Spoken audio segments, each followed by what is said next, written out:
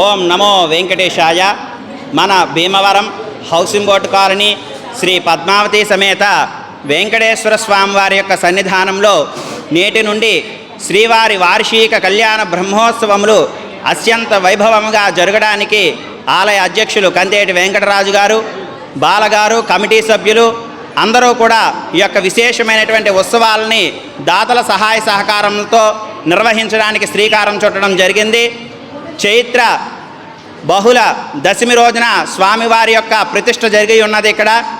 అదేవిధంగా ఇక్కడ వార్షిక కళ్యాణ బ్రహ్మోత్సవములు కూడా చైత్ర బహుళ దశమి రోజున కళ్యాణం చేసే విధంగా పాంచాహ్నిక దీక్షతో భగవత్ వైఖానస ఆగమ శాస్త్రోక్త మార్గముగా 5 రోజుల పాటు యాగశాలలో విశేషమైనటువంటి దీక్షా కార్యక్రమాలు, ఒక్కొక్క రోజు ఒక్కొక్క రకమైనటువంటి భక్తుల కామ్యం కొరకు విశేషంగా స్వామివారి యొక్క కైంకర్యం, సుదర్శన సహిత అష్టముఖ గండబేరుండ లక్ష్మీ నారసింహ హోమం, అలాగే ప్రజలందరికీ కూడా సంపూర్ణ ఆరోగ్యం కలగాలి అని చెప్పి ధన్వంతరి హోమాన్ని కూడా ఈ యొక్క ఉత్సవాల్లో చేయడం జరుగుతూ ఉన్నది.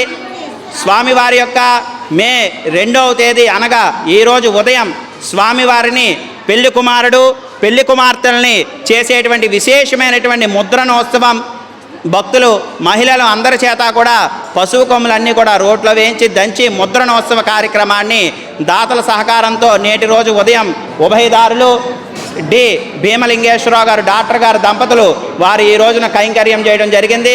ఒక్కొక్క రోజు ఒక్కొక్కరు దంపతులు ఉభయదారులుగా స్వామివారి యొక్క సేవలో పాల్గొనే విధంగా కమిటీ సభ్యులు ఏర్పాటు చేయడం జరిగింది.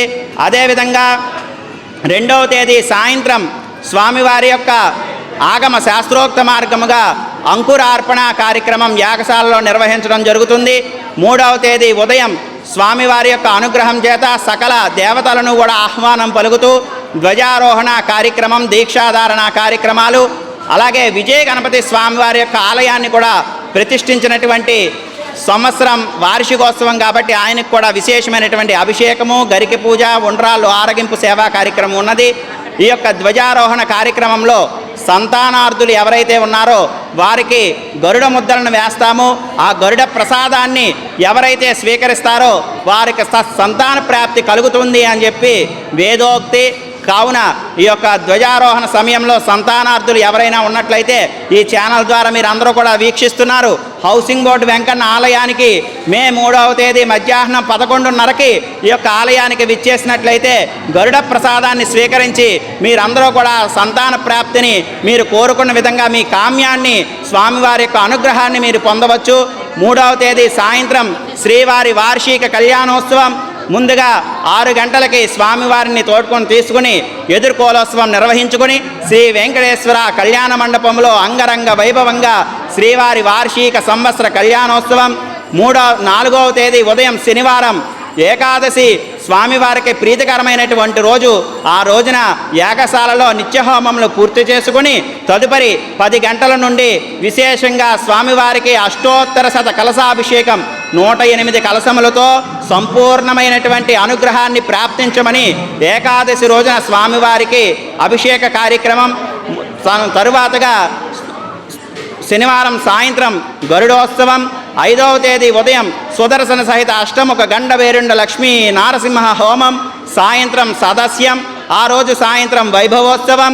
అలాగే 6వ తేదీ ఉదయం స్వామివారికి విశేషమైనటువంటి భక్తులందరికీ కూడా ఆరోగ్య ప్రాప్తి కోసం ధన్వంతరి హోమం, ఆ రోజు సాయంత్రం స్వామివారి యొక్క కైంకర్యం అనంతరం చక్కగా రథోత్సవ కార్యక్రమం వార్షికంగా జరిగేటువంటి మహిళామణులు ఎంతో భక్తి శ్రద్ధలతో ఆ రథాన్ని లాగుతూ ఉంటే స్వామివారు ఆ కళ్యాణం అయినటువంటి మూర్తులు ఉభయదేవేరులతో ఆ కళ్యాణ రథంలో ఆనందంగా హౌసింగ్ బోర్డు తిరువీధుల్లో విశేషమైనటువంటి ఉత్సవాన్ని రథోత్సవ కార్యక్రమం.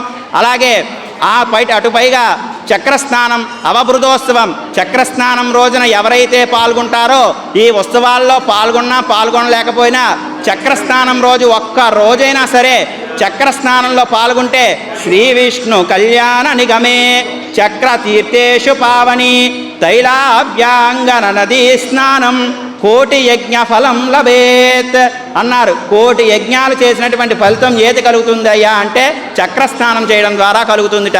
అటువంటి చక్రస్నానాన్ని కూడా కమిటీ సభ్యులు ఇక్కడ భక్తులందరికీ కూడా చేయడానికి ఏర్పాట్లు చేశారు. కాబట్టి అవబృధోత్సవం, ధ్వజావరోహణం, పూర్ణాహుతి, చక్రస్నాన కార్యక్రమాలు, అటుపైగా ఆ రోజు సాయంత్రం స్వామివారికి పవలింపు సేవ, స్వామివారి యొక్క ఆలయం అంతరాలయంలో పవలింపు సేవ, ఊంజీల సేవ, సంకీర్తనతో డోలోత్సవం, భక్తులందరికీ కూడా అన్యోన్య దాంపత్యంగా ఉండాలి అని చెప్పి వచ్చినటువంటి దంపతులందరికీ కూడా దంపతీ తాంబూలాలు, అటుపైగా 8వ తేదీ ఉదయం పరిసమాప్తమవుతూ అమావాస్య రోజు సంవత్సరం పొడుగుతా జరిగేటువంటి లోపాలన్నీ కూడా తొలగిపోవాలి అని చెప్పి స్వామివారికి 12 సార్లు ద్వాదశారాధన అనేటువంటి కార్యక్రమం, 12 రకాల పుష్పాలు, 12 రకాల పళ్ళ నైవేద్యం చేసి స్వామివారి 12 సార్లు ఆలయ ప్రదక్షిణం చేసి ద్వాదశారాధన కార్యక్రమం నిర్వహించుకున్న వారే 9వ తారీఖు ఉదయం వైశాఖ శుద్ధ పాడ్యమి రోజున విశేషమైనటువంటి భక్తులందరికీ కూడా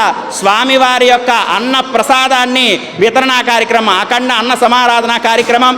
ఈ కార్యక్రమాలన్నీ కూడా హౌసింగ్ బోర్డు వెంకన్న సన్నిధిలో ఎవరు కూడా నేను అనేటువంటి అహం ఉండకూడదని చెప్పి రూపాయి ఇచ్చిన వారు ఉన్నారు, 1,00,000 ఇచ్చిన వారు ఉన్నారు, 10 లక్షలు వచ్చిన వారు ఉన్నారు.